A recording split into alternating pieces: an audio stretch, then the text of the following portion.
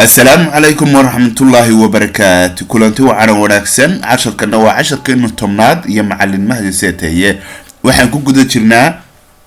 برشدا كويك بوك بوينت اوف سال كرهان فيرشن 19 نافيجيتر كا ايين شرحات كبحنينا ايكنada saaran ee noo muuqda icon maanta soo qaadan doona waa icon loo yaqaan purchase orders casharkana waa casharkii tobnaad.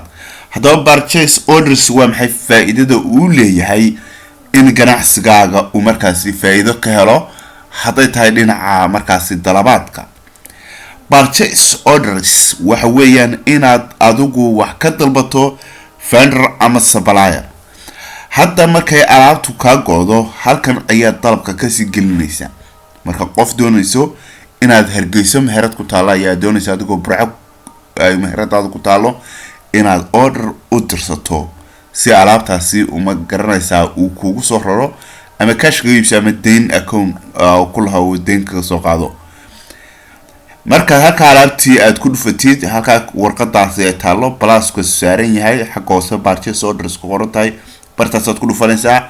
wuxuu ku qaabanayaa nidaamka alaabta markaasi markaad soo gashanaysid alaabtii markaas aad soo dalbanaysid alaabtii markaad dalbatid ee halkaasi ka dalbatid ee kii wixii cusbaaya markaasi kugu jirna halka ka grade garayso ee koska gashato ayaad warqada halkaasi kugu soo dhacaysa halka ku qoran tahay BO list ayay ku soo dhacaysa. laakiin marka oraysa muhiimadu waxa weeyaan in purchase orders samaysa intaan la gaarin purchase order list ka taan la gaarin. halka purchase order ka marka samayso warqadu u dirto warqadaas aad WhatsApp ku dirto hadda development ba adduunku gaaray ama networking kala lagu xidho ama WhatsApp la isku diray nidaamka WhatsApp marka ugu dirto qofku warqadii helo telefoonkii kala hadasho aad u sheegtaa alaabtaas warqada ay alaabtaas doonaya alaabtu ku soo raro ay ku soo gaadho kadib ayay process kala mari doontaa. laakiin hadda muhiimadu waxa weeyaan purchase order waa meesha laga sameeyo dalabka ganacsiga ka hor intaan alaabtu ka dhamaan si alaabta ka soconaysa ay u noqoto tu xidhiidha oo aan ka goyn oo ganacsigaagana macaamiisha ku xidhanay ay u aragto alaabtan inay si joogtaa kaga heli karto. waxyaabaha ganacsiga kala kiciya waxa kamid ah hadii aad dalabka u samaysi ee joogto ah alaabta ka soconaysa ee macaamilka kugu xidhanay uu mar walba si joogto ah u baahan yahay ama ka goodo ama yaan ka goyn laakiin alaabta macaamilku mar walba ka qaadanaya hadii ay inta ka goodo muddo ka maqnaato haddana aad keento waxa laga yaabaa macaamilkaas inuu ka xarka furto uu kaaga xarka furto asagoo oo macaamil weyn ku ahaa hal shay oo si joogto ah kaaga iibsan jiray oo aad keeni weydo bil ama 2 bilood ka goona inuu macaamilkaas dhamay kaaga guura ayaa suurtagal ah 100% oo hadii macaamilka shay inta aad keento oo ku xirmo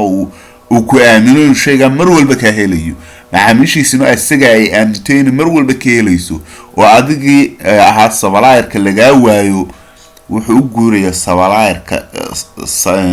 vendor kale oo mar walba keeni kara. hadhowna waxa laga yaabaa in vendor ka kale uu yahay mid adiga vendor macaamilkaaga qofku vendor oo adiga ahaa inuu vendor kale uu ka helo alaabtii uu vendor kaasna qiimo dhimis sameeyo uu deetana macaamilkiisa ka guuro alaabtii meel ka helayo qiimo dhimistii tiyaasin jirtay mid ka jaban laga siiyay dabeetana saa uu ka guuro. mar walba waxaad ilaalinaysaa macaamiishaada waxaad ogaanaysaa macaamiisha kuugu fara badan ee ugu waaweyn alaabta ka iibsatay sida joogtada u iibsato waa takaliya ganacsigaaga ka dhigi karta mid waara horumara meel sirena gaadha. laakiin hadii macaamiishaadu waaweyn alaabtiisa tooska ugu xidhnayd mar walba ay noqoto mid si agagas ah oo marna imanaysa marna ka go'aysa waxay keenaysaa ka guuris iyo ganacsigaaga oo aad tiraahdo hoos dhaca ku yimi adigu aad gacantaada ugu geysatay adigaagii ugu sareeyay gacantaada ugu geysatay. casharkeenan halkaas uu nagu joogaa purchase order waa halka lagu talagalay in vendor-kaaga alaab aad kaga dalbato ka hor intaan alaabta ka go'in. السلام عليكم ورحمة الله وبركاته.